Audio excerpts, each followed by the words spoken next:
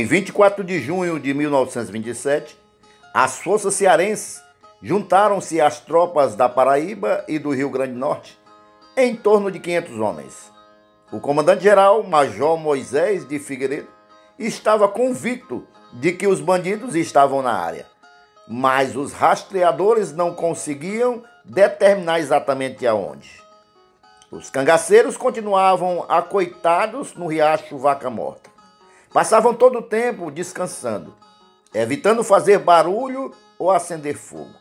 Macilon retornou de Alto Santo, dizendo que quase não conseguia voltar ao acampamento, pois na área havia soldado que só formiga. Lampião, com seu faro de perdigueiro, sabendo que a polícia estava armando o bote, distribuiu os cangaceiros em pequenos grupos, bem espalhados numa linha de mais de 200 metros, protegidos pelas barrancas do riacho, orientando como cada um deveria proceder se fossem atacados. A principal ordem era poupar munição. Veio a noite, ninguém conseguiu dormir. Embora Lampião soubesse que certamente só seriam atacados no dia seguinte, manteve os cangaceiros de prontidão a noite inteira. Os reféns, colocados numa depressão do terreno, na ribanceira do riacho, perderam a esperança de voltar às suas casas. Gugel diria, quando foi solto, que naquela noite tinha encomendado sua alma a Deus. O Major Moisés de Figueiredo, comandante-geral das tropas em operação, comportava-se de maneira estranha. Trajava-se à paisana, com um chapéu de baeta de abas largas, sem nenhuma distinção militar.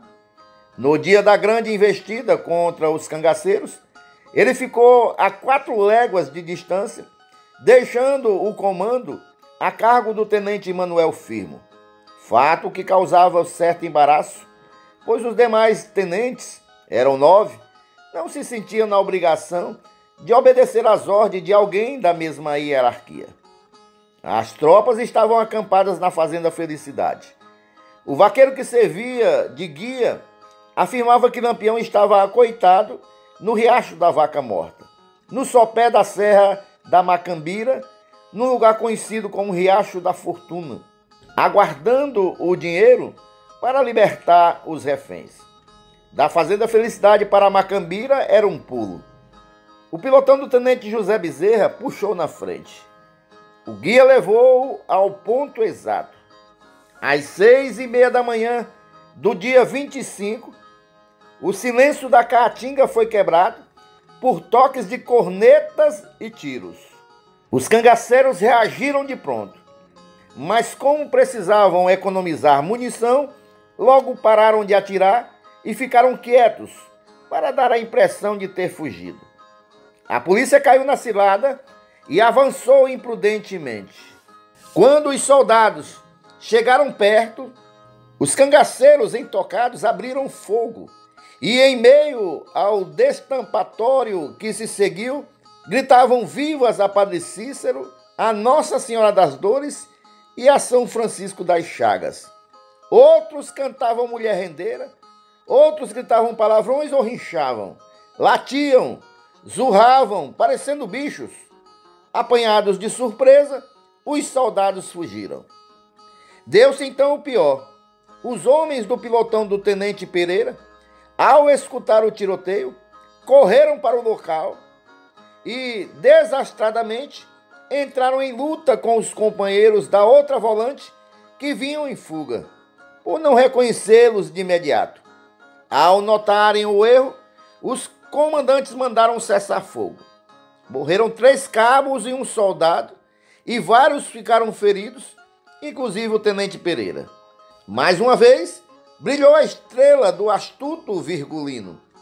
E os cangaceiros, protegidos nos barrancos do riacho, aproveitaram a confusão e fugiram o riacho acima, esgueirando-se pelo leito seco ou agachados, ora arrastando-se como cobras, pondo-se fora de perigo ilesos, sem sequer largar os reféns. O tenente Bezerra, indignado, concluiu: já vi que tá certo o que todo mundo diz. Lampião tem mesmo pauta com o diabo. Desconjuro o maldito dos infernos. A batalha de Macambira deu muito o que falar. Se em número de combatentes, este foi o maior combate da história do cangaço, em termos de resultado, foi um fiasco para a polícia. A imprensa criticou severamente o Major Moisés Figueiredo, pois com o emprego de mais de 400 soldados, com apenas 50 cangaceiros, morreram 4 militares e muitos ficaram feridos, ao passo que os bandidos nada sofreram. O major pôs a culpa no subcomandante Tenente Manuel Firmo, dizendo que suas ordens não foram cumpridas. Explicou que dera ordens para que cercassem os cangaceiros, mas o subcomandante ordenou o ataque antes de ser completado o cerco. Comenta-se, porém, que a polícia tinha atirado de longe para avisar os cangaceiros de sua chegada, dando oportunidade para que fugissem. Foi lembrado que o comandante-geral, o Major Moisés de Figueiredo, era parente de Isaías Arrudas de Figueiredo, considerado o coiteiro dos coiteiros. Lampião se convenceu de que o governo do Ceará realmente rompera com ele, de modo que agora teria de se esconder em toda parte, até mesmo nas terras cearenses, que antes era seu refúgio. Concluiu também que teria de livrar-se dos reféns, porque estava difícil movimentar-se com eles. Acossado como estava por tropas, muitas vezes superiores ao número de seus cabras. Além disso, em virtude da distância dos locais onde os reféns tinham sido capturados, era quase impossível receber os resgates, pois não havia meio de comunicação. Macilon achava que deviam matá-los. Porém, depois de tantos dias viajando juntos, alguns cangaceiros, sobretudo Virgínio e Ezequiel, já se tinham afeiçoado dos prisioneiros. Dona Maria José estava com o bando havia 16 dias. O coronel Gugel, 14. No mesmo dia da batalha de Macambira, à tarde, Sabino Gomes mandou que Antônio Gugel e Dona Maria José fossem se despedir do capitão, pois estavam livres. Depois de apertar a mão de Antônio Gugel, Lampião entregou-lhe 2 moedas, dizendo: "Tome, coronel, é para sua netinha." O próprio Sabino Gomes foi com 4 cangaceiros levar os reféns a um ponto fora da mata, perto do açude do Velame. Deixou-os num trecho da Fazenda Felicidade. Orientou-os dizendo que logo adiante encontrariam uma casa e os moradores lhe ensinariam o caminho.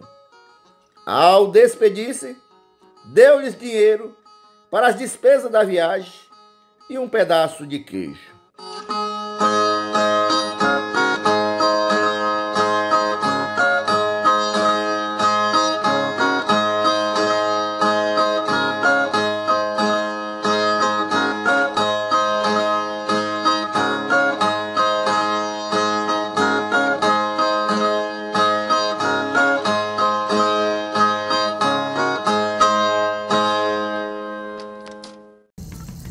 Olá, amigos do canal Nas Pegadas da História.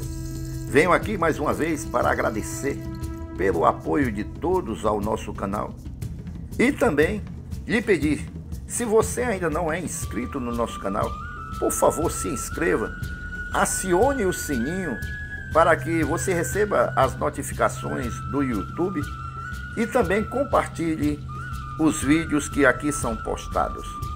E se você puder contribuir com o nosso canal, clica aí logo abaixo do vídeo no Valeu e você pode contribuir da maneira que você puder. Quero lembrar ainda a todos, nós estamos divulgando aqui embaixo na descrição do vídeo ótimas dicas de livros com a história do cangaço. A maioria das histórias que são contadas aqui são tiradas destes livros, tá bom? Dá uma olhada, dá uma conferida e nos ajude a mantermos este canal. Muito obrigado a todos e continue conosco no canal Nas Pegadas da História.